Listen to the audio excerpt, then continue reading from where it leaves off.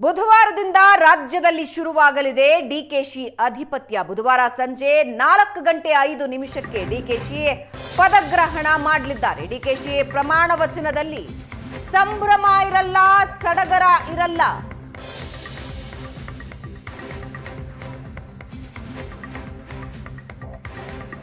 ಸರಳ ಸಹಜವಾಗಿ ನಡೆಯುತ್ತೆ ಡಿಕೆ ಶಿವಕುಮಾರ್ ಪದಗ್ರಹಣ. ಡಿಕೆ ಶಿವಕುಮಾರ್ ಪಟ್ಟಾಭಿಷೇಕಕ್ಕೆ ಹೈಕಮಾಂಡ್ ನಾಯಕರು ಗೈರಾಗುತ್ತಾರೆ ಅನ್ನೋ ಮಾಹಿತಿ.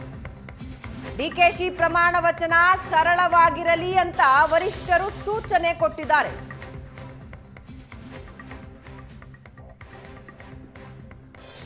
ಸಂಭ್ರಮ ಸಡಗರ ಎರಡೂ ಇರೋಲ್ಲ, ಸಿಂಪಲ್ ಆಗಿ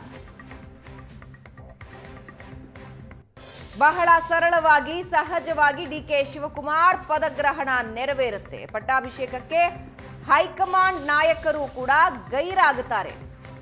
ಪ್ರಮಾಣ ವಚನ ಸರಳ ಆಗಿರಲಿ ಅಂತ ವರಿಷ್ಠರು ಈಗಾಗಲೇ ಸೂಚನೆ ಕೊಟ್ಟಿದ್ದಾರಂತೆ.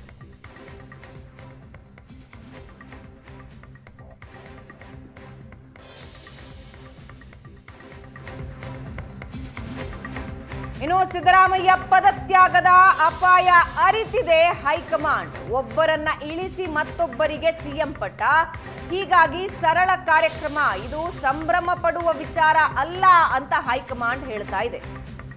ಡಿಕೆಶಿ ಪದಗ್ರಹಣ ಸರಳವಾಗಿಸೋದಕ್ಕೆ ಹೈಕಮಾಂಡ್ ಸೂಚನೆ ಕೊಟ್ಟಿದ್ದು, ಇದೇ ಕಾರಣಕ್ಕೆ ವಿಧಾನಸೌಧದಿಂದ ಲೋಕಭವನಕ್ಕೆ ಶಿಫ್ಟ್ ಆಗಿದೆ. ಗೊಂದಲ ಆಗಬಾರದು ಅಂತ ಹೈಕಮಾಂಡ್ ನಿರ್ಧಾರ ಮಾಡಿದೆ. ಯಾವಾಗ ಸಂಪುಟ ಶಾಸಕಾಂಗ ಪಕ್ಷದ ಸಭೆ ನಡೆಯೋದಕ್ಕೆ ಡೇಟ್ ಫಿಕ್ಸ್ ಆಯಿತು. ವಿಧಾನಸೌಧದ ಬಳಿ ಪೆಂಡಾಲ್ಗಳು ಬಂದು ನಿಂತಿದ್ವು, ಪೆಂಡಾಲ್ ಗಾಡಿಗಳು ಬಂದು ನಿಂತಿದ್ವು. ಆದರೆ ಪದಗ್ರಹಣ ಕಾರ್ಯಕ್ರಮ ಲೋಕಭವನಕ್ಕೆ ಶಿಫ್ಟ್ ಆಗಿದೆ.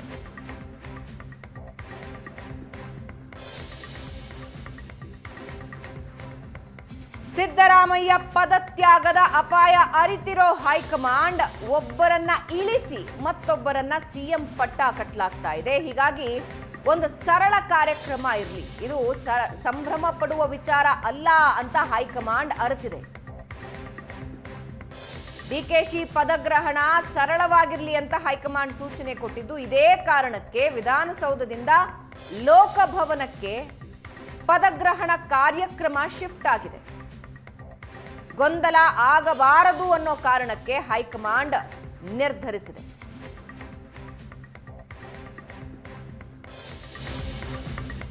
ಇನ್ನು ಪಟ್ಟಾಭಿಷೇಕ ಬೆನ್ನಲ್ಲೇ ಸಿದ್ದರಾಮಯ್ಯ ಡಿಕೆ ಶಿವಕುಮಾರ್ ಜಂಟಿ ಯಾತ್ರೆ.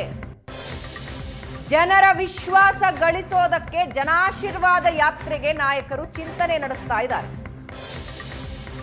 2-3 ಜಿಲ್ಲೆಯಲ್ಲಿ ಡಿಕೆಶಿ ಸಿದ್ದರಾಮಯ್ಯ ಜೊತೆ ಆಶೀರ್ವಾದ ಯಾತ್ರೆ. ನಾನೇ ಒಪ್ಪಿ ಡಿಕೆಗೆ ಪಟ್ಟ ಕಟ್ಟಿದ್ದೀನಿ ಅಂತ ಯಾತ್ರೆಯಲ್ಲಿ ಸಿದ್ದರಾಮಯ್ಯ ಅವರು ತಿಳಿಸೋರಿದ್ದಾರೆ. ಮುಂದೆ ಗೊಂದಲ ಆಗಬಾರದು ಅನ್ನೋ ನಿರ್ಧಾರಕ್ಕೆ ಹೈಕಮಾಂಡ್ ಬಂದಿದ್ದು, ರಾಹುಲ್ ಪ್ರಿಯಾಂಕಾ ಯಾವ ವರಿಷ್ಠರು ಕೂಡ ಪದಗ್ರಹಣಕ್ಕೆ ಬರೋದಿಲ್ಲ. ಸಿದ್ದರಾಮಯ್ಯ ಅವರನ್ನ ಇಳಿಸಿ ಸಂಭ್ರಮಿಸ್ತಾ ಇದ್ದಾರೆ ಅಂತ ಒಂದು ದೊಡ್ಡ ಸಮುದಾಯಕ್ಕೆ ಸಂದೇಶ ರವಾನೆಯಾಗಬಾರದು. ಹಾಗಾಗಿ ಹೈಕಮಾಂಡ್ನ ಯಾವ ನಾಯಕರು ಕೂಡ ಬರೋದಿಲ್ಲ. ಜೊತೆಗೆ ದೊಡ್ಡ ಸಂಭ್ರಮದ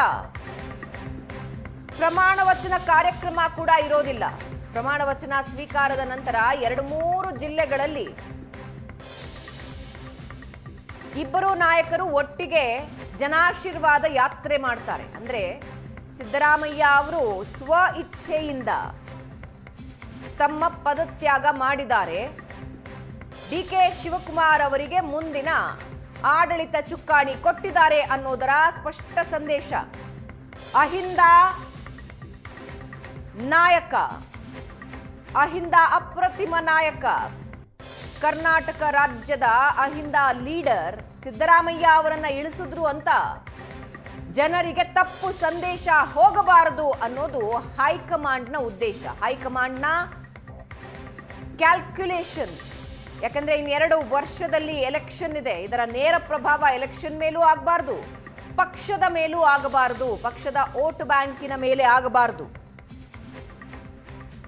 ಇವಾಗ ಏನಷ್ಟು ಡೀಟೇಲ್ಸ್ ಹಂಚ್ಕೊಳ್ಳೋದಕ್ಕೆ ಮಾರುತೇಶ್ ನಮ್ಮ ಜೊತೆ ಸಂಪರ್ಕದಲ್ಲಿದ್ದಾರೆ. ಮಾರುತೇಶ್, ಶಾಸಕಾಂಗ ಸಭೆಯ ದಿನಾಂಕ ನಿಗದಿ ಆಗ್ತಾ ಇದ್ದ ಹಾಗೆ ವಿಧಾನಸೌಧದ ಆವರಣಕ್ಕೆ ದೊಡ್ಡ ದೊಡ್ಡ ಪೆಂಡಾಲ್ಗಳನ್ನು ಹೊತ್ತ ಗಾಡಿಗಳು ಬಂದು ನಿಂತಿದ್ವು. ಅದರ ವಿಜುವಲ್ಸ್ ಅನ್ನ ನಾವು ಕೂಡ ವೀಕ್ಷಕರಿಗೆ ತೋರಿಸಿದ್ವಿ.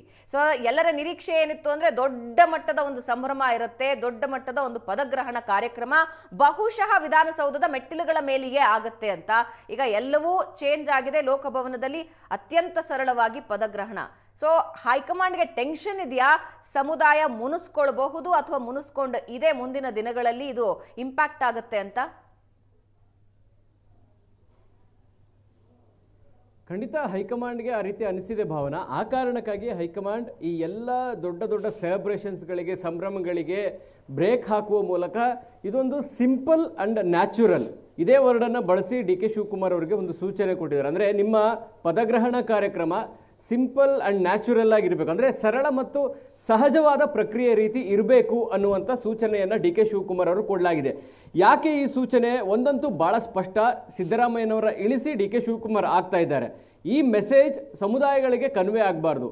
ಮತ್ತು ನಾವು ಅಂದರೆ ಡಿ ಕೆ ಶಿವಕುಮಾರ್ ಪದಗ್ರಹಣ ಕಾರ್ಯಕ್ರಮವನ್ನು ಹೆಚ್ಚು ಸಂಭ್ರಮ ಪಡೋದ್ರಿಂದ ಸಿದ್ದರಾಮಯ್ಯನವ್ರನ್ನ ಇಳಿಸಿರುವಂಥ ಕಾರಣಕ್ಕಾಗಿ ಮುನಿಸ್ಕೊಂಡಿರುವಂಥ ಸಮುದಾಯಕ್ಕೆ ಇನ್ನಷ್ಟು ಅದು ಕೆರಳಿಸುವಂತಹ ಸಾಧ್ಯತೆಗಳು ಜಾಸ್ತಿ ಇದೆ.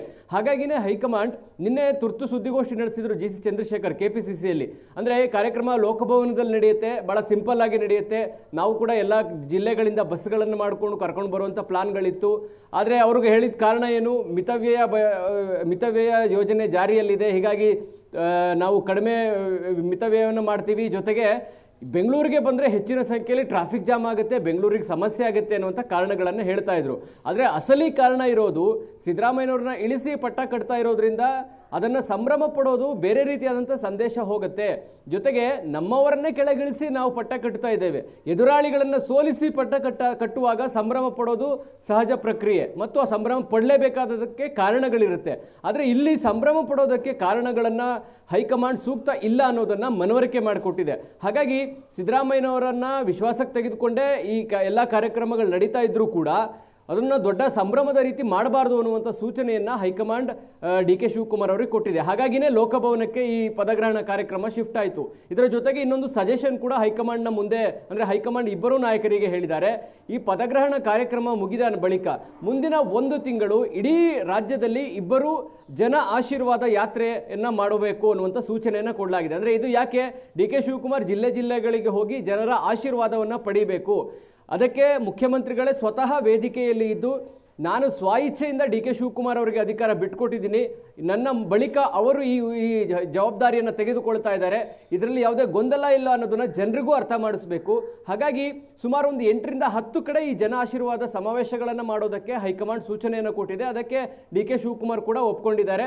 ಆ ಸಂದರ್ಭದಲ್ಲಿ ಡಿ ಕೆ ಶಿವಕುಮಾರ್ ಪರವಾಗಿಯೇ ಸಿದ್ದರಾಮಯ್ಯನವರು ಮಾತನಾಡಬೇಕು ಮತ್ತು ನನ್ನ ಸ್ವ-ಇಚ್ಛೆಯಿಂದ ಈ ತೀರ್ಮಾನಗಳು ತೆಗೆದುಕೊಂಡಿದ್ದಾರೆ, ಹಾಗಾಗಿ ಯಾವುದೇ ರೀತಿಯಂಥ ಗೊಂದಲಗಳಿಲ್ಲ. ಯಾಕೆಂದರೆ ಸಿದ್ದರಾಮಯ್ಯನವರ ಪರವಾಗಿ ಇರುವಂಥ ಒಂದು ದೊಡ್ಡ ವೋಟ್ ಬ್ಯಾಂಕ್ ಕಾಂಗ್ರೆಸ್ನಲ್ಲೇ ಉಳಿಬೇಕು. ಇದು 2028ರ ಚುನಾವಣೆ ದೃಷ್ಟಿಯಿಂದಲೂ ಕೂಡ ಹೈಕಮಾಂಡ್ಗೆ ಅನಿವಾರ್ಯ ಆಗಿದೆ. ಆ ಕಾರಣಕ್ಕಾಗಿ ಇಂಥದ್ದೊಂದು ಸೂಚನೆಯನ್ನು ಕೊಟ್ಟಿದ್ದಾರೆ. ಹಾಗಾಗಿ ವರಿಷ್ಠರು ಕೂಡ ಈ ಪದಗ್ರಹಣ ಕಾರ್ಯಕ್ರಮಕ್ಕೆ ಬರೋದು ಅನುಮಾನ. ಪ್ರಿಯಾಂಕಾ ಗಾಂಧಿ ಅವರಂತೂ ವಿದೇಶ ಪ್ರವಾಸದಲ್ಲಿ ಇರ್ತಾರೆ, ಅವರು ಬರೋದು ಡೌಟ್.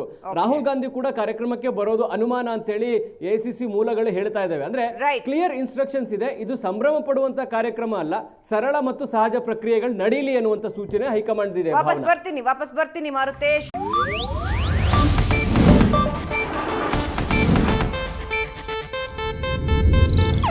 ಇದು ಏಷ್ಯಾನೆಟ್ ನ್ಯೂಸ್ ನೆಟ್ವರ್ಕ್ ಪ್ರಸ್ತುತಿ.